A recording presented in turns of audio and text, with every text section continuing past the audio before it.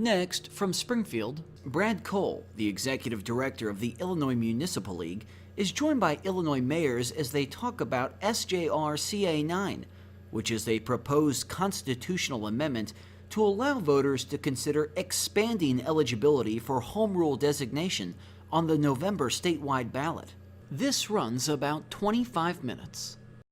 So as I said, I'm Brad Cole with the Illinois Municipal League. We're here today to talk about SJR CA9, Senate Joint Resolution, Constitutional Amendment Number 9, which is a proposed constitutional amendment to allow voters to consider expanding eligibility for home rule designation on the November statewide election ballot. Home rule is an opportunity for communities to take greater control over their own actions and activities, and is allowed by the Illinois Constitution for communities that are over 25,000 in population, or for communities that adopt home rule by referendum locally. Currently, there are 215 communities that have home rule status. That's either by automatic population designation or by local referendum.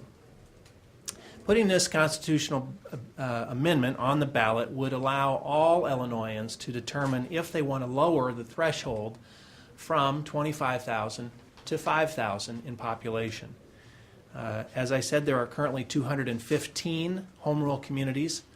Lowering the eligibility threshold from 25,000 to 5,000 would mean an automatic increase of 169 communities that would achieve home rule status. In those 215 communities currently, about 72% of Illinois residents actually live within home rule municipalities.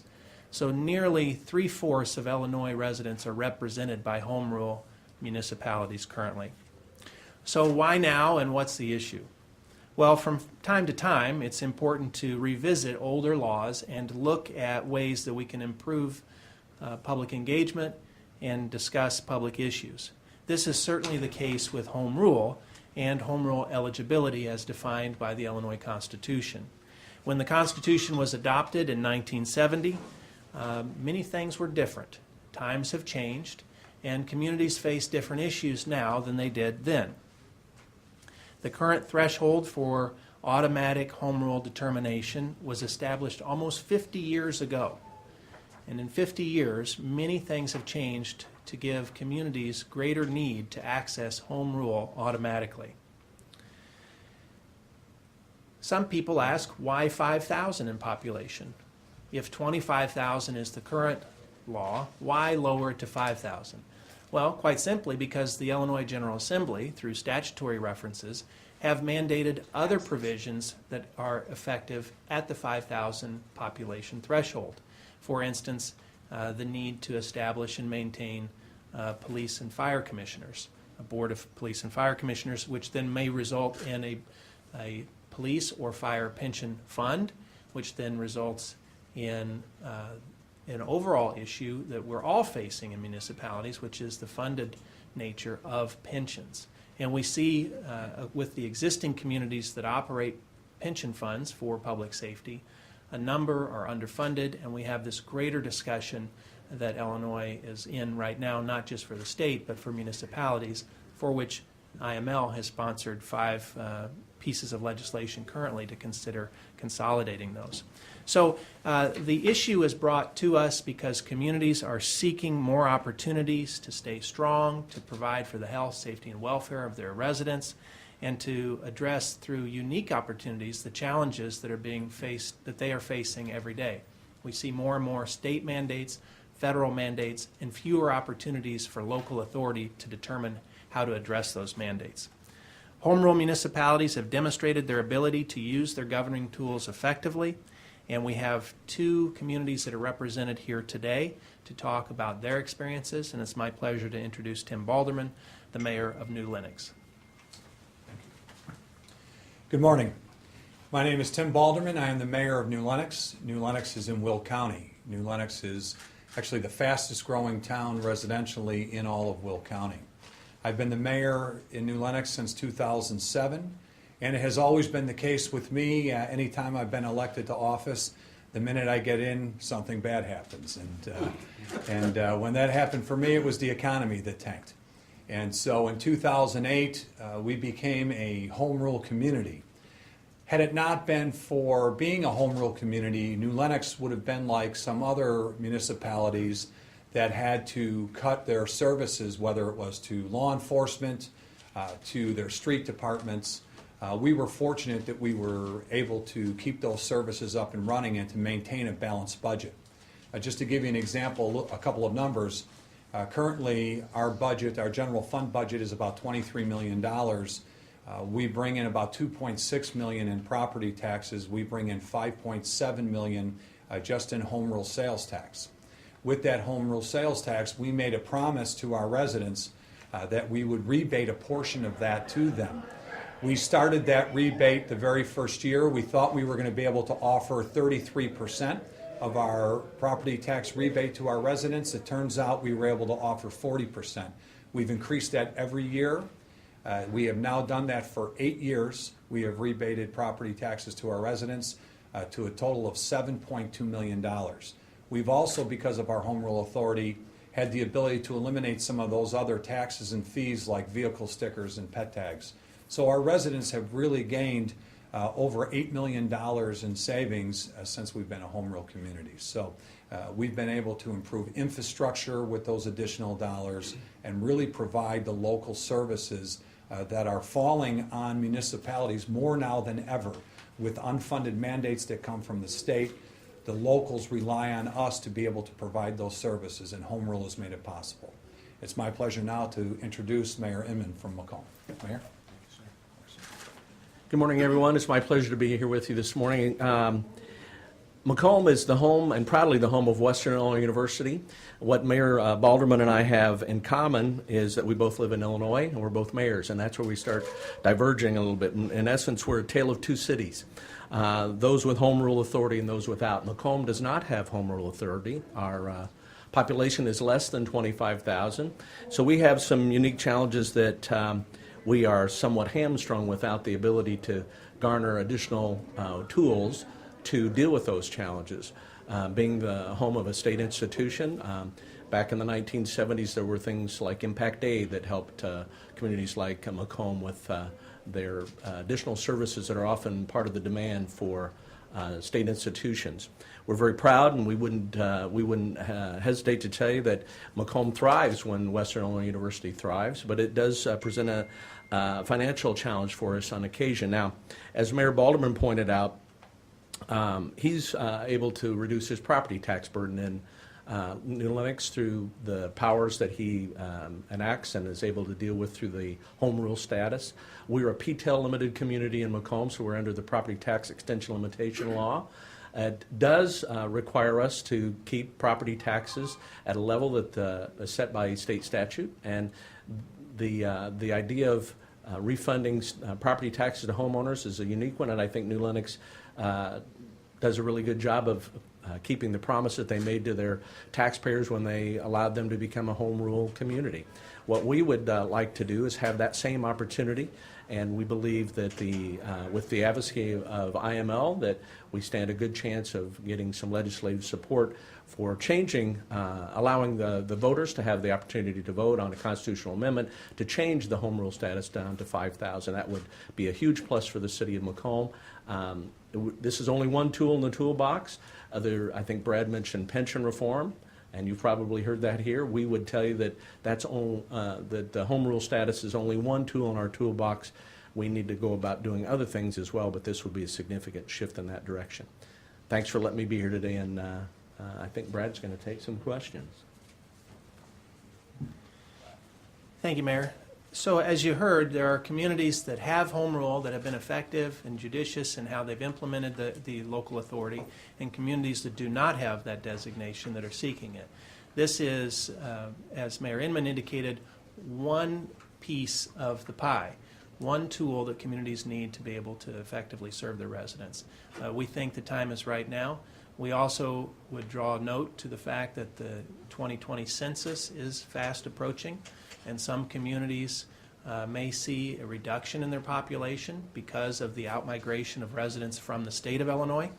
And so communities that currently have home rule may lose home rule because of the 25,000 population threshold, because of the fact that the state is losing residents. And then, of course, all the other communities that are in that 5,000 and above range that are seeking to gain it. So I'll be glad to stop there, take any questions you might have. Brad, Brad, if the governor had his way of shifting some of the costs of pensions to local government, what impact would that have on the cities? And the mayors might pitch in their thoughts. And would that be impacted by this proposal? Most of that shift is with regard to schools. The cities currently already cover 100% of their pension costs, and whether that's their regular municipal employees or their public safety employees, with obviously the employee contribution. However, municipalities are mandated to pay the full fare otherwise. And so most of the governor's proposals with pension reform and the cost shift relate to schools. So that will not affect this. However, with the ongoing What about the teachers for the local property tax? the home rule does not affect the school districts. So school districts do not receive any additional benefit from home rule status. So the schools would have to implement their property taxes. The cities would not relate to anything there. Yeah. So as you mentioned, home rule status would lift the PTEL, the property tax limit, as well as open the opportunity for home rule sales tax.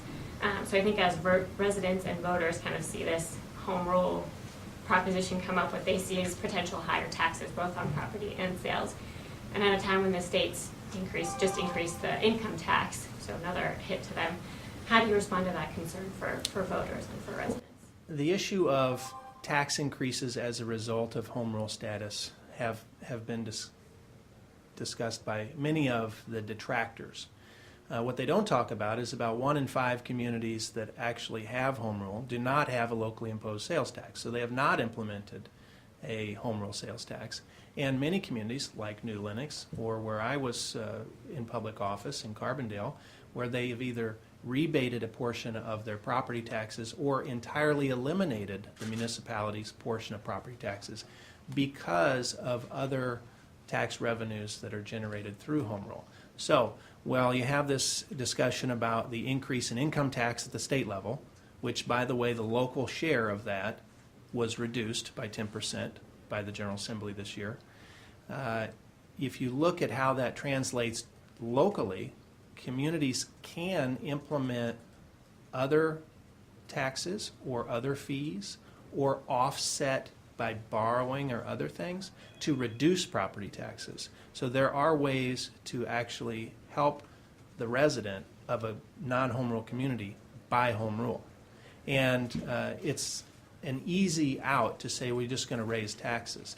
Even if property taxes were to be increased in the community, the local village board or the city council would have to enact that. They are elected closest to and serving closest to the people of their communities. So it's not that they go off to the Capitol 3 or 4 months a year and raise people's taxes. They see everybody every day, and they meet in open session every other week to discuss those issues. What is the downside, or who loses in this proposal? That I presume you have some opposition from some quarters. There are places and organizations that don't want to see communities implement additional regulations. I know that the realtor market is generally opposed to this because they don't want transfer fees, or maybe there are issues with crime-free housing that can be implemented through home rule. And so those are some of the opposition points. Also, generally, people that say they don't want higher taxes. I don't know any mayor really that wants higher taxes either. They forget that this allows the community to offset those property taxes like I just indicated. And so there are ways to save, but those are some of the detractors. There are other statutory authorities that are granted to home rule communities. For instance, entering into intergovernmental agreements with other communities and shared services. Also, many communities are facing a need to upgrade their public infrastructure, not just roads and bridges, but also water treatment plants and sewage treatment plants. And the communities are capped at the amount of money that they can borrow through bonding to be able to pay for those services. And so home rule allows a community to go out and borrow an increased increment off of their equalized assessed value of the community to be able to pay for public infrastructure. Again, a way to save taxpayers' dollars instead of just outright increasing extraordinarily the fees that are paid for water or sewer services. They can borrow more to be able to spread it out over a longer period of time and still have the infrastructure improvements. How is your support in the legislature, or do you know it yet? Well, we want to thank Senator Hutchinson for sponsoring this. This has been an issue that she's been actively supporting for many years. There are members of the General Assembly that support this, and as we indicated, these 169 communities that would benefit are spread throughout the state of Illinois. Almost every legislator has someone in their district that would benefit from home rule. And the purpose of this discussion today is to increase their awareness and the public's awareness so that we can build that support. This matter, the action we're requesting, the General Assembly to approve this resolution, is merely to place the question on the ballot. It does not change home rule status. This allows the voters to determine if they want to change the home rule designation. So what we're asking for, and what we don't know why anybody wouldn't support, is allowing Illinois residents to actually vote on this issue and have their input at the ballot box this November. If you don't mind, can I ask the mayor of Macomb, we had heard so much, the Illinois Channel did an interview with Dr. Thomas of Western, and how difficult the economy had been relative to the budget standoff. Can you just, one, give us kind of an update of what's going on with Western and the impact on the economy, because that's a regional driver of the economy in that neck of the woods in Macomb. Sure, absolutely. And if, I don't know if that's in any way connected, or this would help you manage by having home rule or not, but I'd kind of like to have an update on how you're doing in your part of the state. Sure. We got some unfavorable news at the beginning of this spring semester. Enrollment was down just under double digits. Returning rate was not as the university or the community would like to have had. Dr. Thomas often quotes me, and I'm not at all offended by that. As Western goes, so goes Macomb. So as the university faces the many challenges they have, not only from a budgetary standpoint, but in the recruiting and retaining of students, we would like to think we're all in partnership with that. We know we are.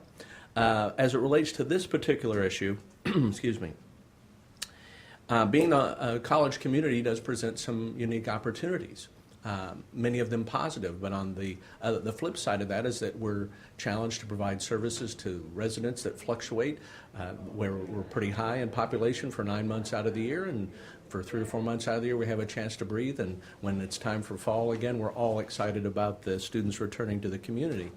But that requires a demand on our police and fire that we'll say the 12-month the 12-month population doesn't necessarily drive. Home rule would allow us some flexibility in how we levy taxes, and maybe, as Brad suggested and as going on in the city of New Lenox, it's broadening that tax base.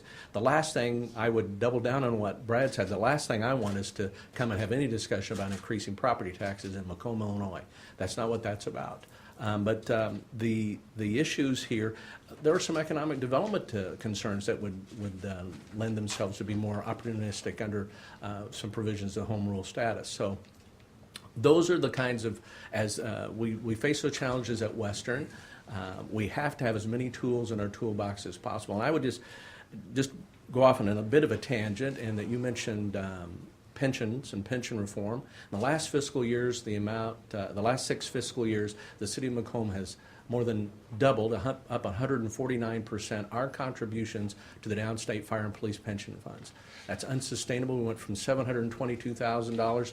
This next fiscal year, we anticipate we'll be making a contribution of $1.8 million.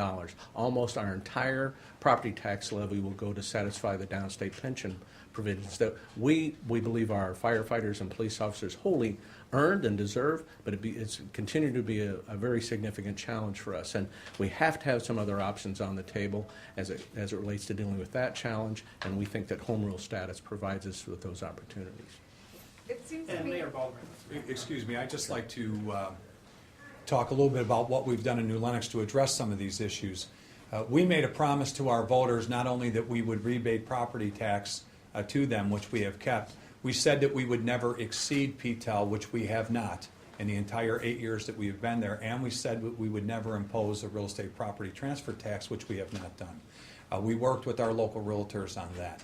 So we've held the line on that, and when you talk about increasing sales tax, 80%, studies show that roughly 80% or more of the sales tax comes from people outside of our community.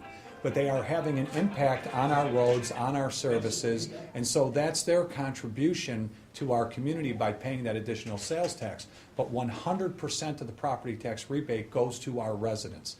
So it is something that our community has supported. They've seen that we've kept our word for 8 years running now. Property taxes have not gone up, and the rebate has gone up to them. So we've been very successful with that. Seems to me that this proposal would take away power from the General Assembly, or at least make, their jurisdiction a little bit weaker by virtue of not having as many communities they would be directly controlling. Based on your experience as mayors in the last couple of years especially, is that a good thing? Well, so we firmly believe, and I think every local elected official believes, that the best decisions for any community are made locally. The local elected officials, whether it's an alderman or a city council member or the mayor or village board president, has the best interests of that specific community solely in mind. The General Assembly is tasked with doing other things on a statewide basis. And we understand the difference in that approach. We think local authority and the administration of local decisions allow for the best service to residents. So in this case, the General Assembly can always enact any bill or resolution that would apply to all communities in the state, not just non-home rule. Home rule allows a local community, a municipality, to do anything that the state hasn't said it can't do. The state can always come in and say, you can't do these things either. However, as I indicated initially, almost 3 in 4 residents of Illinois live in home rule now. And they're not complaining about that. They're utilizing the services, they're taking advantage of the opportunities, and they're continuing to grow in those communities. And so we think that this is a good level playing field to allow municipalities of a certain size to take on more local authority, and the General Assembly retains all of its authority as usual. Just one more Brad, question. No, we have, there's another press conference here at noon, so Yeah. we have to move outside additional questions. Why do this by state constitutional amendment, by lowering the threshold? I mean, if municipalities can do this by voter referendum on their own, why do we, why do this way? Because that's 169 individual referendums. It's spreading this out, and this allows the public policy question to be set statewide, which is where it has been set for the last 50 years. And so we think one question statewide allows everyone an opportunity to see where the issue falls and to be able to address the issue to cut out the costs. When we talk about consolidation, do you want to have one question or do you want to have 169 of the same question? So we think this makes the best sense. We do appreciate your time. We have to vacate the room. I'll be glad, and mayors will be glad to take any questions outside. Thank you. Thank you.